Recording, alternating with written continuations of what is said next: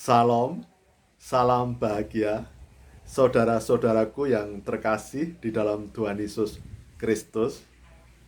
Barangkali bagi saudara-saudaraku yang saat ini hidupnya menyenangkan, tidak begitu banyak masalah, maka tidak akan muncul di dalam dirinya, di dalam pikirannya, di dalam hatinya pertanyaan tentang hidup itu untuk apa?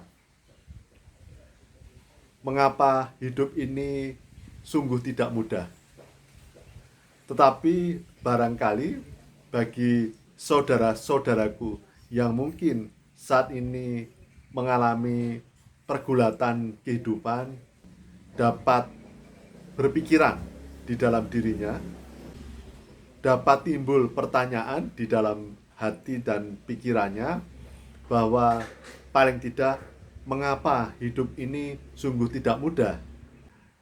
Apalagi jikalau saudara-saudaraku sudah hidup taat dan setia kepada Tuhan, sudah hidup baik, sudah berusaha hidup menjalani perintah-perintah Tuhan. Tetapi mengapa hidup ini belum sesuai harapan? Tetapi bisa jadi bagi saudara-saudaraku yang saat ini hidupnya menyenangkan dan relatif tidak ada permasalahan, bisa jadi juga tidak memahami untuk apa hidup ini. Ya, saudara-saudaraku, marilah kita melihat untuk memahami untuk apa hidup ini. Memahami hidup ini untuk apa. Maka saya mengajak saudara-saudaraku untuk melihat kitab Ayub. Saudara-saudaraku, Ayub sungguh orang yang baik, yang taat dan setia kepada Tuhan. Tuhan sungguh berkenan atas hidup Ayub. Tetapi saudara-saudaraku dapat melihat bahwa satu demi satu milik Ayub diambil oleh iblis, dicobain oleh iblis. Semuanya, kekayaannya, anak-anaknya, tubuhnya, kesehatan tubuhnya. Sehingga di suatu masa, di Ayub 3, Ayub sudah sungguh-sungguh tidak tahan menjalani hidup ini. Sehingga Ayub sampai menyatakan, untuk apa saya dilahirkan? Mengapa saya tidak mati saja ketika masih di kandungan, atau ketika lahir saya mati saja? Demikian Ayub. Saking begitu beratnya hidup ini. Jadi saudara-saudaraku, mengapa Tuhan mengizinkan Ayub menderita yang sungguh-sungguh berat sampai Ayub hampir tidak tahan?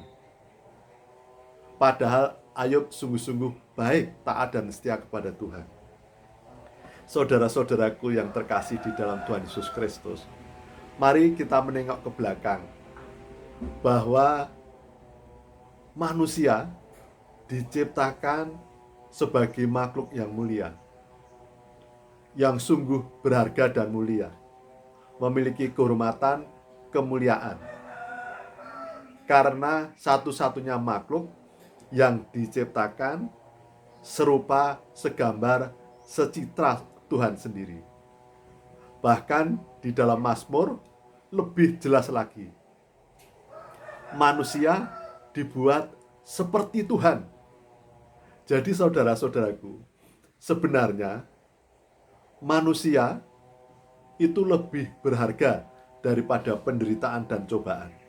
Di atas posisinya dibandingkan dengan penderitaan seberat apapun juga.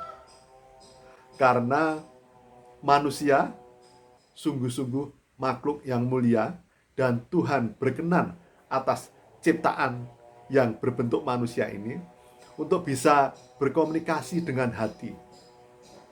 Jadi saudara-saudaraku, jikalau saat ini saudara-saudaraku mungkin hidupnya belum sesuai harapan, masih memiliki pergulatan kehidupan, marilah kita sungguh-sungguh menyandarkan secara totalitas atas hidup kita kepada Tuhan. Karena Tuhan sungguh rendah hati, lemah lembut. Tuhan akan memberikan ketenangan di dalam hidup kita, di dalam kondisi apapun juga. Bahkan bagikan langit yang tidak selalu biru, Tuhan akan menjaga, memberikan kelegaan dan ketenangan kepada kita. Dan kemudian Tuhan akan memberikan damai sejahtera, bahagia di dalam hidup dan hati kita. Dalam situasi apapun kehidupan. Bahkan Tuhan telah menderita terlebih dahulu, kemudian wafat di kayu salib, turun ke dalam kerajaan maut.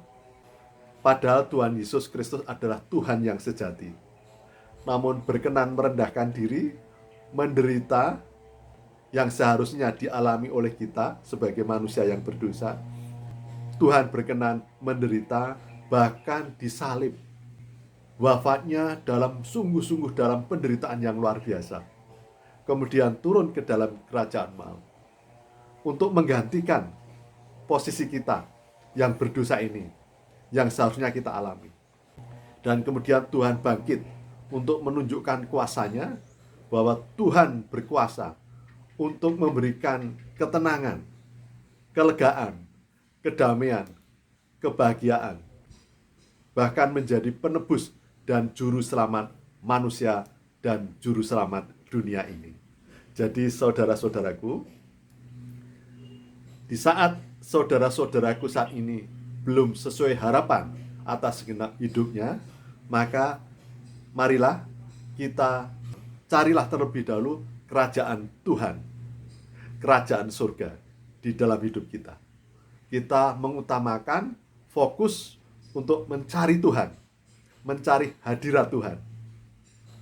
Kemudian kita sungguh-sungguh hidup taat dan setia kepada Tuhan secara totalitas dan sungguh-sungguh. Tidak bisa suam-suam kuku. Dan seandainya pun pergulatan masih kita alami, kita masih menerima pergulatan kehidupan, kita masih ingat tentang cerita Ayub, bahwa kita sungguh-sungguh berharga di hadapan Tuhan, di hadirat Tuhan. Tuhan tidak akan pernah meninggalkan kita, karena Tuhan sudah terlebih dahulu lebih menderita. Tuhan telah mengalami penderitaan yang luar biasa. Maka tataplah Tuhan, lihatlah, pandanglah wajah Tuhan. Maka kita tidak akan kecewa dan putus asa dalam situasi apapun kehidupan. Tentu sesuatu yang tidak mudah, bahwa di saat hidup kita belum sesuai dengan harapan, sebagai manusia yang lemah, kita bisa kadang-kadang merasa putus asa, kadang-kadang merasa lemah, letih, lesu. Itu pun saya alami, saudara-saudaraku. Saya 3 tahun 4 tahun ini dalam proses pemulihan. Saya dalam 3 tahun 4 tahun ini pernah dirawat 8 spesialis dokter. Saya mengalami serangan jantung. Saya mengalami tumor usus yang harus dipotong 1 meter. Saya mengalami operasi batu ginjal, mengalami kondisi yang lainnya, bahkan kejiwaan saya harus juga periksa ke psikiater. Namun Tuhan adalah tabib agung, Tuhan adalah psikiater yang agung. Saya yang mengalami gangguan roh, gangguan jiwa, gangguan fisik, telah dipulihkan oleh Tuhan. Tuhan sungguh-sungguh hadir melawat diri saya. Kuasa bilur darah salib Tuhan Yesus Kristus sungguh berkuasa. Tuhan telah mencurahkan darahnya. Darah yang mahal adalah untuk menyembuhkan, memulihkan kita. Tuhan datang ke dunia bukan untuk orang yang sehat, tetapi untuk orang yang sakit seperti saya. Tuhan datang ke dunia bukan untuk orang benar, tetapi orang yang jahat dan berdosa seperti saya. Jadi saudara-saudaraku, marilah kita tatap hidup ini dengan penuh semangat dan harapan. Karena Tuhan bersama kita. Tuhan terlebih dahulu menderita untuk kita. Seberapapun juga cobaan, tidak akan lebih kuat daripada kekuatan kita dari Tuhan. Jangan mengandalkan diri sendiri, jangan mengandalkan kekuatan manusia lainnya, tetapi andalkanlah Tuhan. Tuhan Alfa dan Omega. Tuhan masih sama dulu, sekarang, dan selama-lamanya. Tubuh jiwa kita, roh kita sungguh berharga di mata Tuhan, di hadirat Tuhan. Jadi marilah kita mengucap syukur dalam segala hal, bersukacita senantiasa. Demikian yang dapat saya sampaikan. Salam, salam bahagia, Tuhan memberkati.